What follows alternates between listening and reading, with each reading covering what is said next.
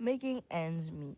At the end of summer, I went to Santa Clara with mixed feelings. I was glad to leave behind my tiresome and tedious janitorial work and escape my father's depressing moods and strange behavior. But I was worried about him, and I was sad to leave my family. They were still struggling to make ends meet even though I had given them my summer earnings. Trumpita's salary from working at my old job while going to school, Doritos' take home pay from picking carrots after school and on weekends, and my mother's earnings from taking care of babies for migrant families and ironing for them were barely enough to pay monthly rent and buy groceries and other basic necessities.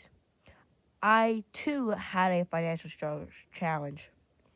Financing my second year of college, I managed to pay my tuition and room and board and with scholarships I received from the University of Santa Maria Valley Scholarship Association and by borrowing another $1,000 from the federal government under the National Defense Student Loan Fund. But this was not enough. I had to find a job. My family needed help, and I had to buy my books and pay for living expenses such as clothes, toiletries, and laundry. The first week of September, I moved into room 225 of McLaughlin Hall and registered for classes. Smokey and I agreed to room together that second year, but we hardly spent time together. He was busy with ex- extracurriculars activities and classes, and I was occupied with studies. That fall, that fall, took 17 semester units. The classes and professors I mostly enjoyed with history of philosophy with Father Austin Fogarty, who was the chairman of the Department of Philosophy, history of Christianity with Father Bartholomew O'Neill, and Latin American literature with Dr. Martha James Harmon D. Bautista. The second week of classes, I went to Dr. Hartman D.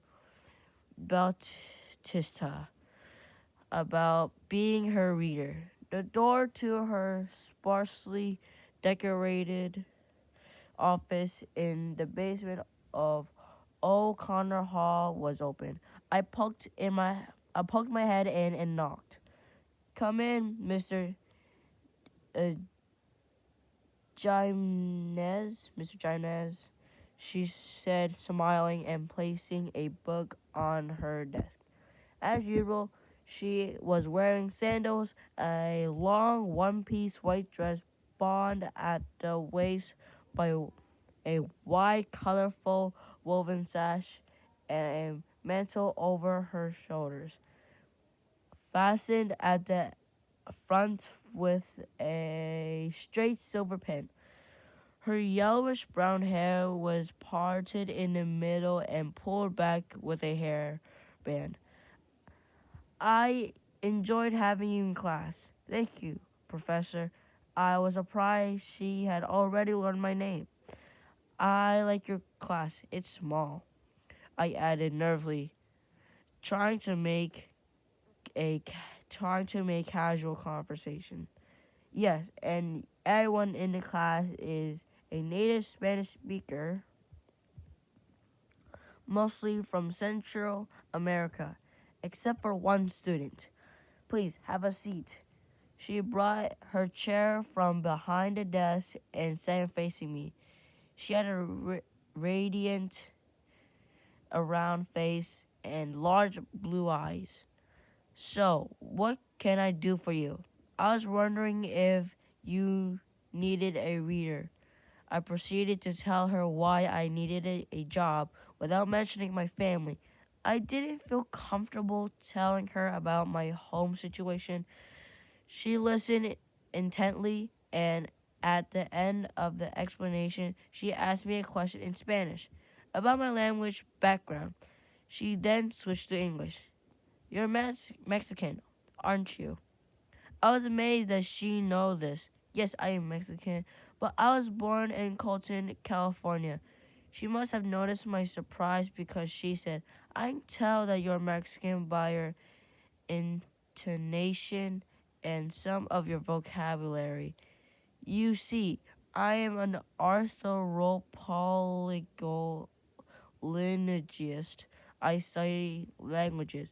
What languages? I had never heard of anthropological ling- linguist, ling- linguist before.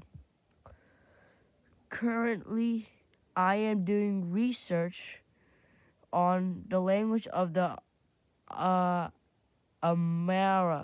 Amara Indians of the Andes.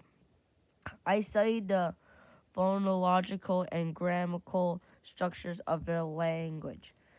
She became more and more animated, and her face became flushed as she described her work. The majority of the Bolivian population, the country where I've done most of my research, belongs to the Amaria and Quechua Indian groups. Yet education in Bolivia is delivered solely in Spanish without regard for the indigenous languages, and as a result, there's a social, economic, and racial discrimination. My hope is that once we create a written language, we recreate a written language, the Amara speakers will learn to read and write it so that in the future they will be able to document their own history in their own language.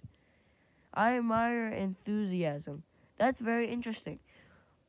What you're saying relates to what we're studying in your class about pre-Columbian literature and the Spanish conquest. Exactly. Now, would you be interested in helping me with my research? I need help coding and cataloging the data I collected on the Amaria language. I have it in hundreds of index cards. I didn't respond right away because I was not sure if I was capable of doing the work.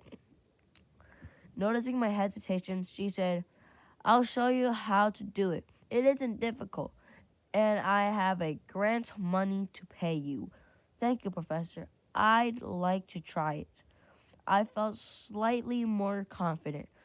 She then carefully explained to me how she wanted the data coded and cataloged and gave me a key to our office so that I could work in the evenings and on the weekends and on weekends.